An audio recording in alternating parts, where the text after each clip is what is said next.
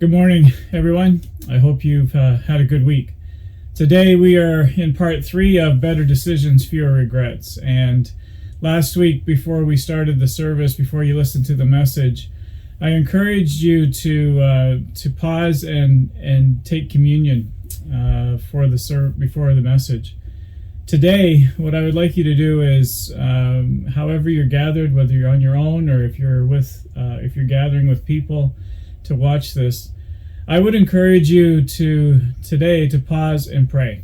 Yesterday, when we gathered at the bridge, we had a time of prayer where we focused on what was happening in individuals' lives. There were a number of requests for healing, for people that were struggling with cancer, for people that were struggling just with the hardships of in this pandemic, and we paused and prayed for one another.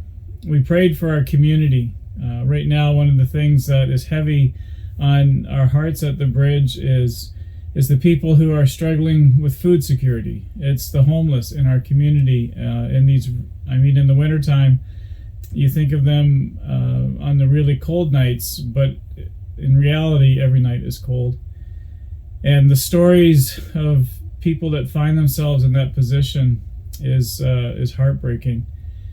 And so we prayed for the homeless yesterday. We prayed for other things in our communities, for our teachers, for our students. And I would encourage you to do the same. Maybe you know the needs of others that personally that are very hard and heavy at this time. And maybe you know needs in our community that we're not aware of. And if you know of any needs where someone needs help, please don't hesitate to contact us. But I would encourage you to pray for those in our community. And then beyond our community, there's so much happening in our world right now. Our government on all levels, we need to be praying for. What's happening with Ukraine and Russia and what looks like an invasion there. And then there's so many other things that are happening in the world right now that when you pause and think about it, my prayer is, God, I know you know, and I know you're in control. But in this situation, from where I see, I ask you to move. And I would encourage you to be praying for things that are happening in our world too. And then yesterday, Tricia DeBoer began her journey back to Uganda. Be praying for I Live Again Uganda. And also, although we haven't talked about it much, the bridge has been connected to Uganda and to Cuba as well. I am in constant contact with Pastor Jose, and things are not good in Cuba. And I long for the day to be able to return to Cuba. It has been 6 years since we've been able to go. But I would ask you to be praying for Pastor Jose, for his family, for the Christians, for the brothers and sisters in Christ in Cuba during this time as well. And so I ask that you would pause and pray for those things. And then this song that's coming up next called Build My Life. As I think about this series, Better Decisions, Fewer Regrets, I really, this song, I actually play it a lot because I think there's so much in it I listen to it a lot. There's so much in it about just centering ourselves in Christ. John 15 talks about abiding in Christ, and Jesus, just before he died, he brings this message to his followers and says, if you abide in me and I abide in you. And there is this relationship that Jesus longs to have with us. And when I think about this song, my thoughts go to that, and abiding in him and him abiding in me. Because, again, better decisions, fewer regrets. I don't know how we do that without, these are questions that we are learning to ask are amazing. and helpful. But at the end of the day, those questions without Christ really don't change much. And so I would encourage you to be thinking about that as you listen to this song. Before I go, I would really love to pray for you. I pray this prayer for our Bridge family often. And so today, before this song and the message, I would love to pray this prayer for you. It's Ephesians 3, starting in verse 14. This is a prayer of Paul that I love just praying and thinking, praying specifically for the Bridge family when I do. For this reason I bow my knees before the Father, from whom every family in heaven and on earth is named, that according to the riches of his glory he may grant you to be strengthened with power through his Spirit in your inner being, so that Christ may dwell in your hearts through faith, that you, being rooted and grounded in love, may have the strength to comprehend with all the saints what is the breadth and length and height and depth, and to know the love of Christ that surpasses knowledge, that you may be filled with all the fullness of God.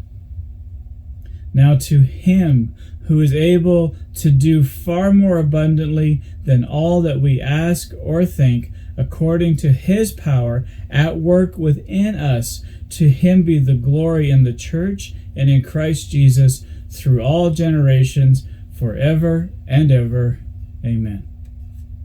God bless you, and I look forward to the day when we can gather again. But I'm so thankful that we have this opportunity to gather online in this capacity as well. God bless you, and we'll see you next week.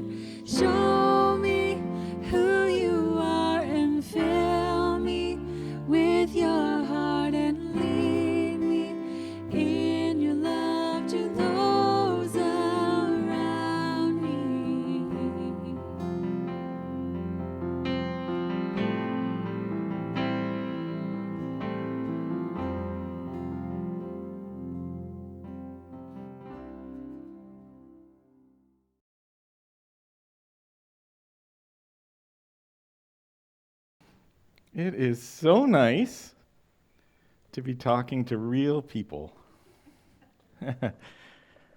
Just with the pandemic, having to record in an empty room or with just Steve. Steve is not that exciting to talk to by himself.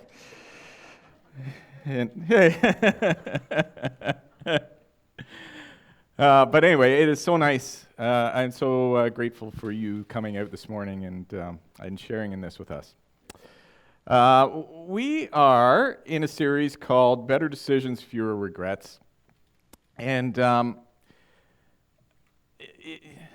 we've talked about this before, but in the environment that we are constantly making decisions. We are always making decisions, but there's an added level of emotion or anxiety attached to what we've been experiencing over the last 2 years. And sometimes we will react to our circumstances rather than respond to them. And I'm going to talk a little bit about that moving forward here. It's such an important thing for us to capture. We believe, and full disclosure, Andy Stanley wrote a book about this, and we've been tracking through some of his thoughts that he has on this. But we believe that good questions lead to good decisions. Sometimes we just need to step back and we need to ask ourselves some important questions about the circumstances we're in, and rather than reacting based on the emotion that we're feeling, sometimes we need to just step back and think about what we're responding to. And to do that, sometimes it's just a great thing to ask good questions that are well-timed, and they give us pause, but they also lead us in the direction we need to go in. Last week, Steve was talking to us about this. We're talking about the integrity question, and it's an interesting one, and it digs right into this point that we seldom think about, is that the easiest person to deceive is ourselves. We can trick ourselves into just about anything. You know, it's the idea about we know this is a bad decision. There's a bad relationship decision or a bad purchase decision. But if we talk to ourselves long enough, we can convince ourselves that maybe it is a good idea. Maybe I deserve this. Maybe I need this. We can convince ourselves to do some pretty destructive things. And the question that Steve led us through last week was this: am I being honest with myself? And then on the tails of that, he said, really? Like, am I being honest with myself really? Do I ask myself the right question? Do I answer this question honestly? Am I being honest with myself? This week, we're going to look at the legacy question. And this is a question that when I looked at it at face value, I thought, okay, this is really kind of more about pride. You know, when we talk about legacy, we certainly, we talk about political legacy and, decisions politicians will make in order to have a good legacy. We'll talk about legislation that they will pass, if you're into that sort of thing.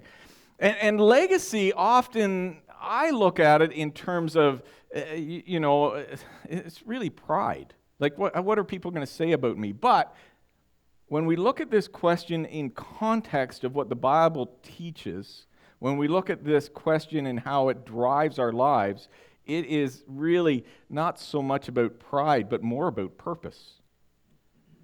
And when we look at this legacy question, it is driven out of this idea of story. Now, who likes a good story? I love good stories. I mean, that's what drives the movie industry. When I think about stories, recently I was we were doing some work around our hunting camp, and as I was driving in the road, I was remembering some of the stories that my grandfather and his friends used to tell about certain areas around this property. And I can think so fondly of these stories that they would tell. And some of them were probably even true. I'm not fully convinced of that, but they were always good stories. And I had the opportunity to travel with my dad. I worked with my dad for many years, and I loved the stories that he would tell about our history and our past. I loved when he would tell stories about, especially growing up around Ormsby, Ontario. And I'm sure that many of you have those same experiences where you can sit back and you can think about the stories that your parents or grandparents, the stories that some of your relatives or some of your mentors would tell. And just thinking about those stories, I love the stories that those people would tell, but I've been more recently thinking about the story that their lives told. There were stories that their mouths, that their speech told, but the real stories to their lives are the ones that you look back and you say, this is what their story was. And the story of their lives it can go in two ways, right? When I think about my dad, he was not perfect. And it's interesting that he passed away a few years ago, and Mom handed me a box just a couple weeks ago with a whole bunch of stuff. Some of it was some old mortgages. Some of it was just some stuff that an old passport from way back, just stuff. And as I was looking over that, there was a mortgage agreement there that I thought, why? This was like a business deal, and I look at it and go, there was no way you could have made money at this. Like, this was a really bad decision when I look back on it, and I remember the whole story, and the truth of the matter is it cost money. And when I look back at that, my dad was not perfect. But there was a story to his life that was pretty incredible. And one of the things that my dad's story tells me, and if you've been around for a while, you may recall that my dad passed away with Alzheimer's. It was a long, long decline. And one thing about my dad is that I know that my dad loved my mom. And that piece of his story is big for me. And it guides me. And the reason I know that is because my dad's Alzheimer's, as it progressed, there was a period of time that he forgot that he was married to my mom. And there were several times he would go out with me whenever I could arrange that he could travel with me. He'd be riding in my truck with me, and we'd be going looking at job sites. And I was bringing him back from one of those occasions. This happened a few times. And as we were driving back into their yard, my mom was out raking leaves, I think. And Dad looked out and he said, "That Marie is something else. I've got to marry that girl." And then there was one other occasion where, and it was probably one of the worst days of my life, where we had to move Dad into long-term care. And as we were moving him into this long-term care, he was trying to figure out what was going on. We were putting pictures up on the wall, and it was just a single bed there, and we were just moving stuff in, and you could tell he was figuring it out. And then he got my brother and my sister and I, and he said, "Okay, hey, we've got to talk." And so he pulled us, the three of us, into the room, pulled us aside, and we're thinking, okay, he's going to say he's not moving in. You know, we think something like that's going to happen. And he says to us in that moment, he says, I've got news. We're getting married. And that story of Dad's life was not something he told me. That was something that he demonstrated. That was the story of his life. He played it out. We looked at a passage a couple weeks ago, and again last week. The prudent see danger and take refuge, but the simple keep going and pay the penalty. When I think about the stories of our lives, and I think about the significance of the decisions we make, it's not driven by our circumstances. It's not driven by our successes and failures. It's driven by something else. And as I look at this passage, and as I said earlier, and we talked about a couple weeks ago, the idea of reacting versus responding is really significant. And you could say, well, they're the same thing, and a response is a reaction is a response. But to bring some clarity to that, I was looking for a definition to kind of drive this point home. And so I found one in Psychology Today. It dates back to 2016. But Dr. Matthew James wrote this in an article. He said, a reaction is instant. It's driven by the beliefs, biases, and prejudices of the unconscious mind. When you say or do something without thinking, that's the unconscious mind running the show. A reaction is based on a moment and doesn't take into consideration the long-term effects of what you do or say. A reaction is survival oriented. And on some level, a defense mechanism. It might turn out okay, but often a reaction is something you regret later. A response, on the other hand, usually comes more slowly. It's based on information from both the conscious mind and the unconscious mind. A response will be more ecological, meaning it takes into consideration the well-being of not only you, but those around you. Now, I think if you look back on your life, you will have a series of reactions and responses that have gotten you to where you are today. Let me finish off what he says here. A response weighs the long-term effects and stays in line with your core values. When we respond to something, we have asked ourselves certain questions about what our response to this is going to be. When we react to something, it's driven out of the prejudices that we already have. Now, I'm not saying that there aren't times for reactions, right? If you're walking down the road and you hear a horn behind you, you should react. But it's sort of an option-based thing, right? Like, don't take time to think, should I move? You're just going to decide, am I going left or am I going right? There is a survival element of reaction. Reactions aren't all wrong. But reacting to things that we should be responding to is wrong. In emotionally charged decision-making environments, we think in terms of options, not our story.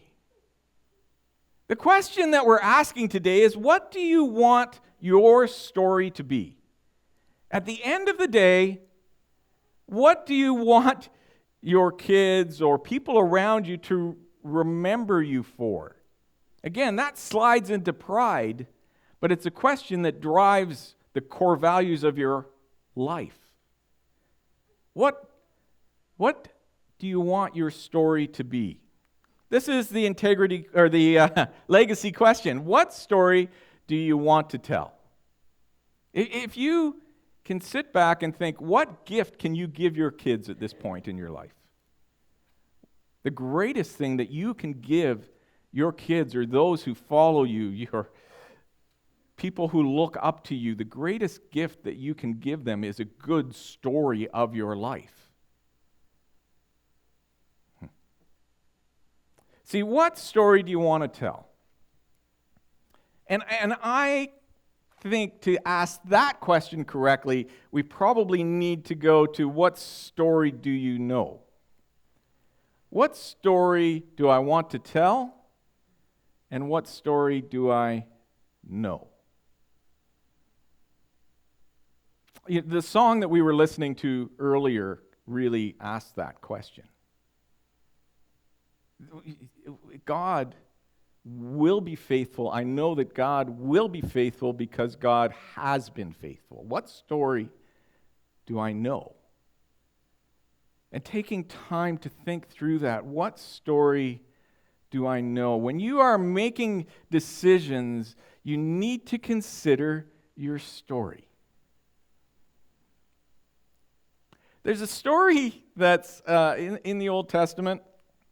I love this story because it tells a story about responding as opposed to reacting. And what's interesting with this story is the story of Joseph. And the story of Joseph is not without significant troubles, significant problems that Joseph experienced. But in all of the situations Joseph finds himself, he has this habit of responding rather than reacting. The interesting thing about this story is that this story happened probably back around 1800 BC, which means I am telling you this story almost or more years after the birth of Christ from the time that it happened before the birth of Christ. In all that history, we are still telling this story because this story talks about a life that responded as opposed to reacting. We remember Joseph not because his life was easy. We remember Joseph because in a difficult life, he made some incredible decisions. The story that we read about in Joseph, it starts off in Genesis chapter 36. And you know what? If you have time to read through this, go to Genesis and you can read through this whole story. We're not going to go through it all. But it starts off with this, well, it doesn't completely start there, but we get really introduced to Joseph when he's about 17 years old. And it starts off with Joseph.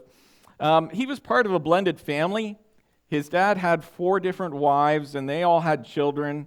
And Joseph is out with children of 2 of these wives, and he sees them doing something that they shouldn't be doing, and Joseph goes and tells on them. That's how the story of Joseph starts. His brothers don't really like him, and that story tells why. Not only is that part of the story goes on that Joseph has these dreams. And when I think about these dreams, so what first dream is, him and his brothers, his 11 brothers, they were out in the field and they were stacking sheaves of grain. And he said, I had this dream, my sheaf was in the middle and all of yours bowed down to mine. And I think, Joseph, you know your brothers don't like you. Why would you tell them this dream?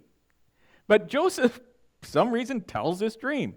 And he has another dream where the stars and they all bow down to him. And so he decides to tell his brothers that story as well. His brothers really just kind of don't like him.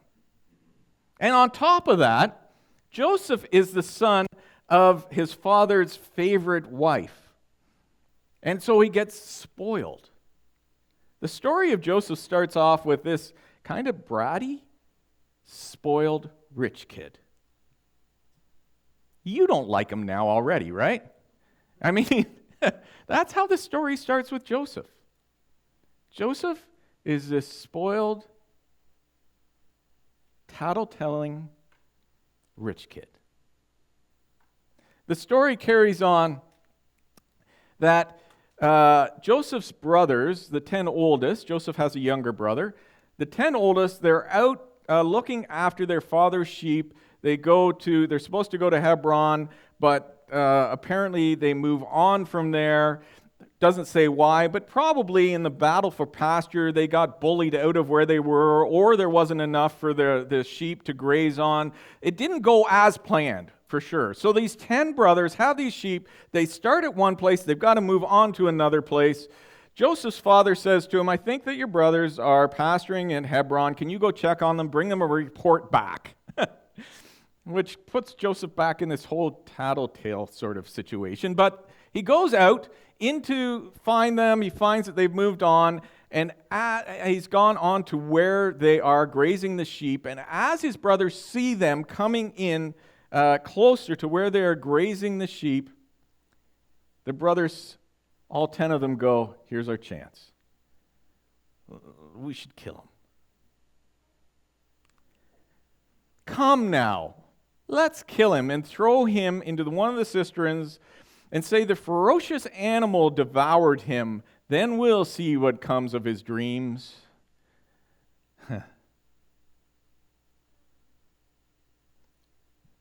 I want to put myself, I'd like you to put yourself with the brothers at that point. You would feel like you have been dishonored by this guy, Joseph. And all of a sudden, the voices come around. He's already setting himself up to be a leader. His father isn't sending him out to graze the sheep among the other brothers. He's already got a favored position. And this guy comes out to you, and your 9 other brothers are going, here's our chance. We've got a chance to get rid of this kid. His dad will never know. I mean, sending him out here, wild animals everywhere. Here's our opportunity to change our stories and to get rid of this guy who thinks he's better than us. When Reuben, one of the brothers, heard this, he tried to rescue him from their hands. Let's not take his life, he said. Let's just put him down in a cistern for now. We'll figure out what to do later. And Reuben goes off. So Reuben has the idea that in reacting to the story that his brothers are coming up with, for this plan that his brothers are coming up with, he really doesn't want to kill Joseph. He's thinking, okay, let's just put him in a cistern for now. Let's just beat him up and abuse him a little bit. And then I can rescue him and take him back to dad. And as I think about that reaction, I think, that's a pretty good idea. But it's not the best idea. See, like true leadership in that situation, like true hero in that situation, wouldn't say, let's hide him and I'll come up with a plan to trick him, to get him out of here.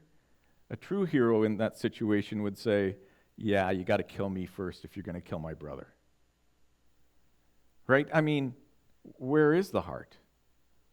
Now, I admire Reuben because I think that he shows the level of courage that I probably possess, which is shame on me. But Reuben's reaction is not heroic. It's just reacting. See, the story goes on that Reuben's off, the rest of the brothers are eating lunch, a caravan comes along, and they decide, you know what? Why shouldn't we make money on this deal? Let's sell Joseph as a slave. And he sells him as a slave. They sell him as a slave, and when Reuben comes back, he goes and looks for Joseph. Joseph is gone. And Reuben is absolutely heartbroken, not necessarily because Joseph is gone, but it's because now he has to tell his dad that Joseph is gone. And as this story progresses, they take Joseph's coat of many colors, this prized possession that he's given by the father who loves him more than any others. They slaughter a goat, they cover it in blood, they take it back to their dad, and they say, this is what we found, look what we found. Is this your son's coat? We're not sure if it is, but if it is, then it looks like he was killed by some animals. And in that moment, when they devise that plan, Joseph's brothers become liars for life. And this marks their lives. We read right after this, right after they have sold Joseph, that Judah, who appears to be sort of the ringleader in the, let's kill him, let's sell him sort of approach to dealing with Joseph, that he actually leaves the rest of his brothers and goes live someplace else, probably because he can't deal with the guilt of all that. We continue to read that throughout this story, this thing is in the back of their minds. When anything goes bad in their life, they go, oh, this is probably God punishing us for that. Have you ever been in that situation? Where you go, oh, something bad happening in my life? Well, this must be God punishing me for that. And that's the shadow that lives over Joseph's brothers for the rest of their lives. In fact, we read about them worrying that Joseph is going to get them at the end, but I'm jumping ahead. Story is that Joseph gets sold to these slave traders. He gets sold to Potiphar, who is the captain of the guard in Egypt. And Joseph, it's never recorded anywhere that Joseph goes, hang on, I don't belong here. I'm not a slave. I shouldn't be here. He doesn't protest his position at any point. It's never recorded that he protests his position. He's a spoiled rich kid who is now a slave. And we don't ever read that Joseph says, this isn't fair. We don't ever read Joseph saying, I don't deserve this. Joseph goes into that role, and as we read, Joseph actually prospered as a slave, which meant he was a good slave. This spoiled rich kid gets thrown in among slaves. He goes from being served to doing the serving, and we don't read that he complains about his position in life. He doesn't say that I don't deserve this. I was wrongly sold. My brothers had no right to sell me. He doesn't say any of that. At least it's not recorded. He responds to his circumstances. He doesn't react to them.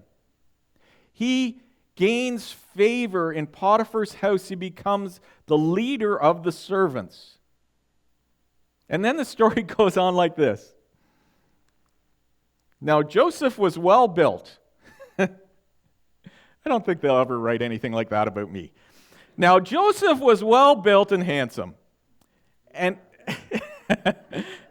and after a while, his master's wife took notice of Joseph and said, come to bed with me. You know what's kind of interesting in this? Is that at this moment, Joseph starts playing back his story in his mind. It would indicate that by the response that he has. And Joseph has some opportunities to lie to himself. He can ask himself the integrity question, am I being honest with myself? Because there's many ways that this story could play out, right? This story could be, well, I deserve this. You look at my life, the hardships that I've had. I work hard at what I do. Maybe this is God blessing me with this opportunity. But Joseph doesn't play that story. It would appear that Joseph goes, hang on. Okay, I was thrown in a pit and I was rescued from that. I was sold as a slave, but to an army official, which means I could have spent my life just burying the dead or something.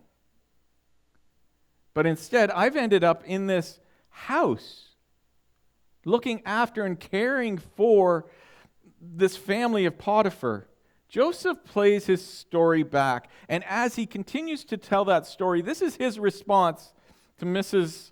Potiphar. I don't know what their last name was, but he refused.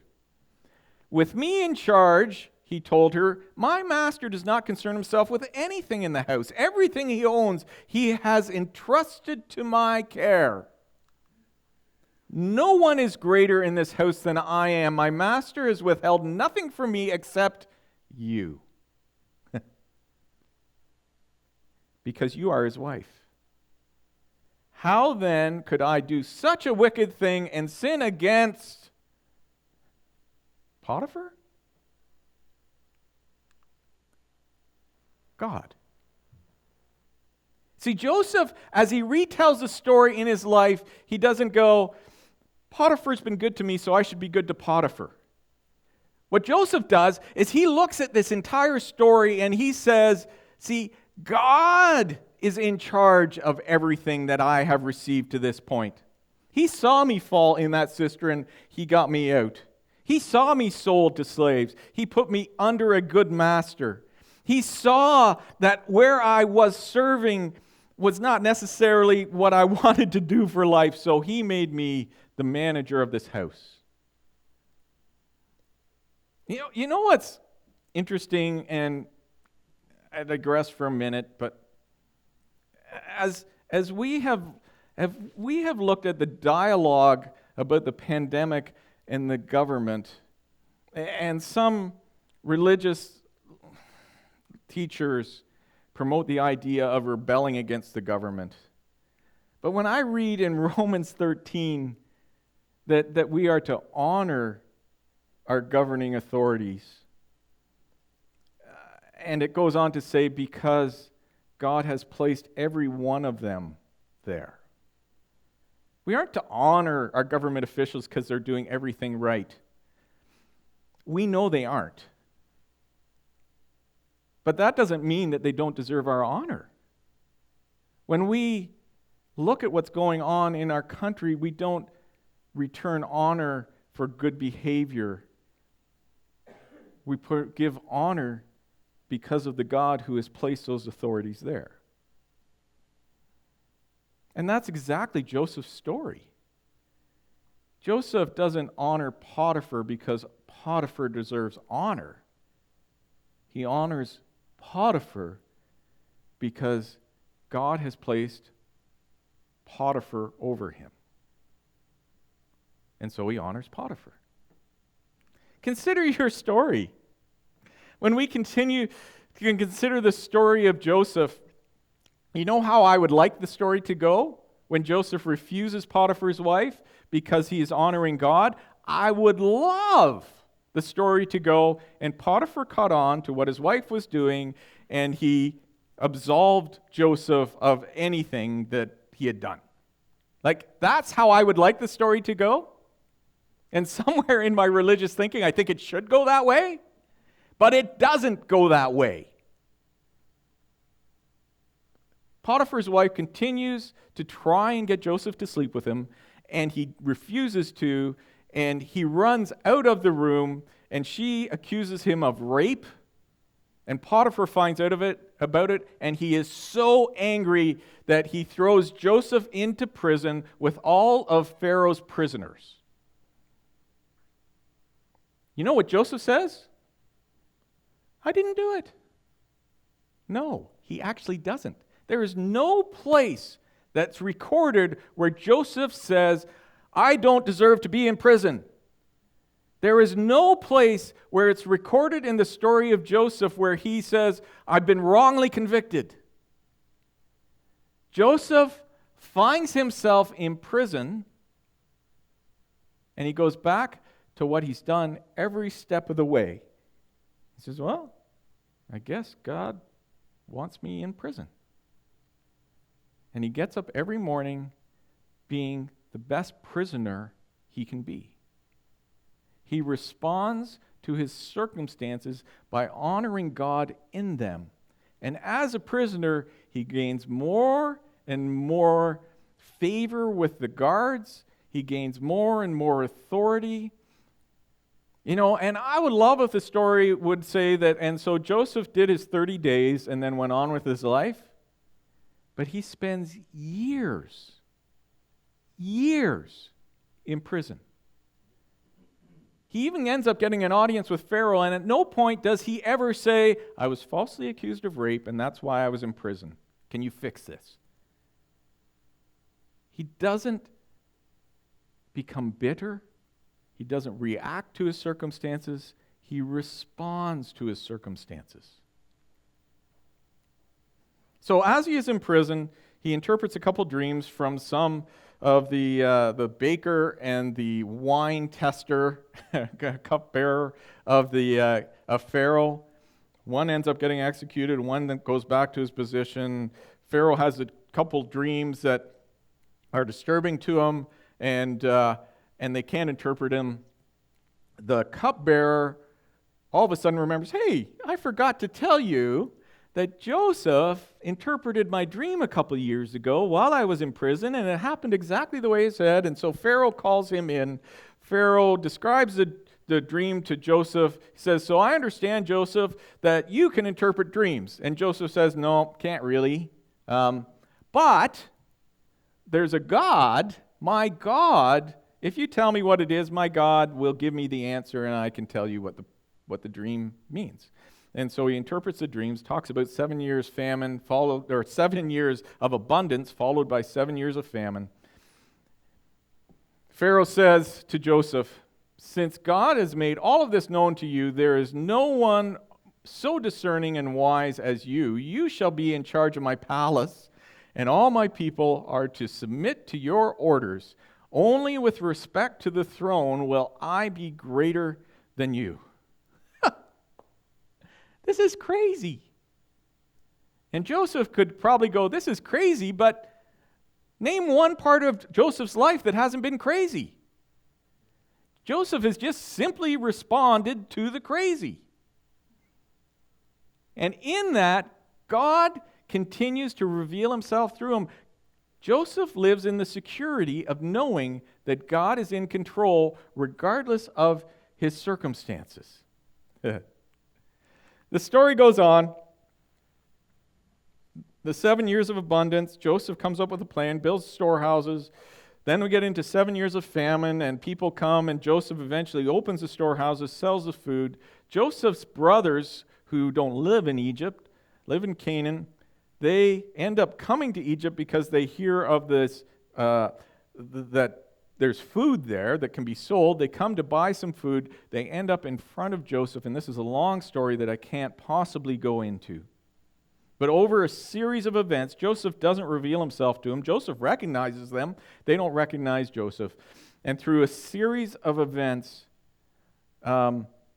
where they go back and forth between Canaan, one of them's held as a prisoner. You should really read this story. The point of it is that after all of this is done, Joseph's brothers bow down to him. Joseph remembers the dream that he had when he was a kid. And the story is told almost 4,000 years later. And the reason that we tell this story, and the reason that Joseph became what he became, isn't because his life was picture perfect. He's a spoiled rich kid. He was sold as a slave. He was accused of rape. He spent years in prison. See, most people with that kind of track record, we don't consider to have a good story.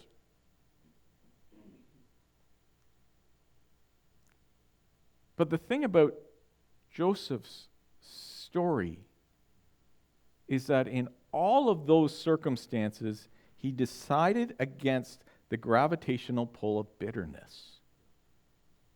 See, he didn't need you to know that he didn't deserve to be a slave. He was a slave.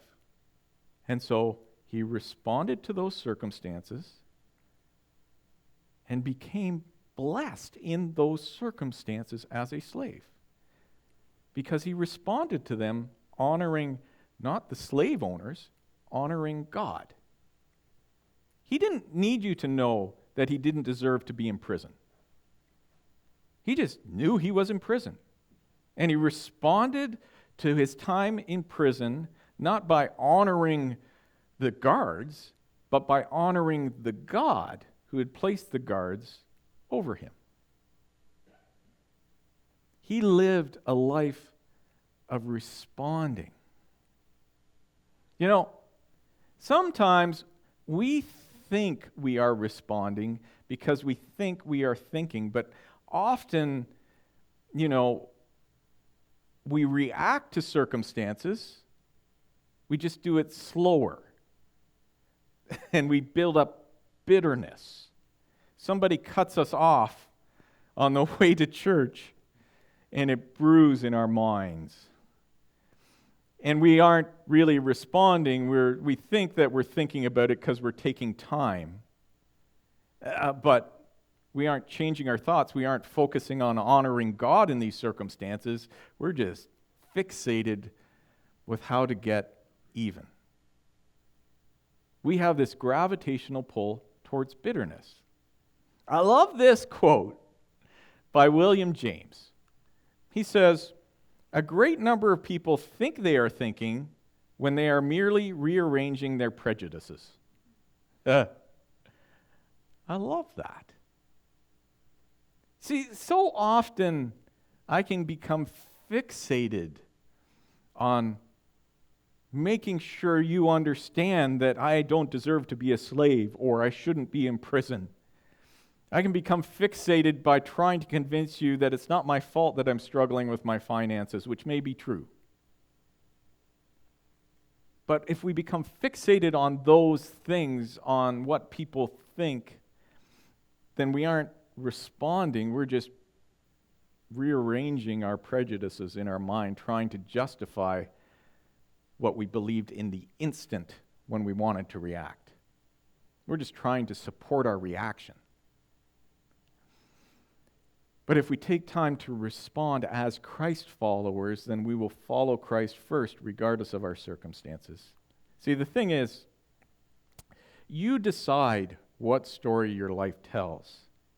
You don't get to decide the circumstances that it rolls through, but you decide how you respond to all of the circumstances that you experience.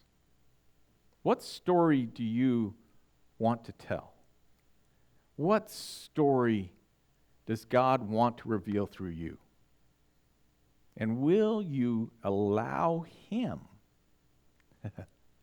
to use you to bless another generation that follows?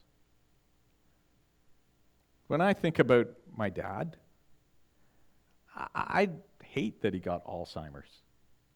I hated those last few years that I experienced. But I will always value the story of his life that revealed that he loved my mom. And if I had to walk through all of that again to understand the depth of his love for her, I guess I would go through it again because I value that story that much. What story do you want your life to tell? From now, from this point forward. Better decisions, fewer regrets. I just have a video I'd love you to watch, and then you're free to go.